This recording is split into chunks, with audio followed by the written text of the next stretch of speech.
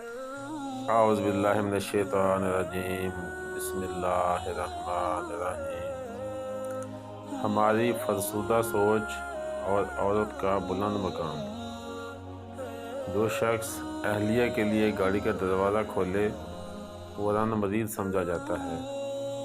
جو اہلیہ کے بیٹھنے کے لیے کرسی رکھے وہ کمزور شخصیت کا مالک سمجھا جاتا ہے۔ جو اہلیہ کی سہولت کی خاطر کبھی بچے سنبھال لے وہ بیوی کا غلام سمجھا جاتا ہے۔ غرض جو بھی شخص اہلیہ کا کسی کام میں ہاتھ بٹائے وہ اور سمجھا جاتا ہے۔ رسول اللہ صلی اللہ علیہ وآلہ وسلم اپنی اہلیہ محترمہ ام المومنین حضرت صفیہ رضی اللہ تعالی عنہا کے لیے اونٹ کے قریب بیٹھ گئے اور گھٹنا مبارک کھڑا فرما دیا۔ ام المومنین نے اپنا قدم اس مبارک زینے یعنی رسول اللہ صلی اللہ علیہ وآلہ وسلم کے گھٹنے پر رکھا اور بآسانی اونٹ پر سوار ہو گئی۔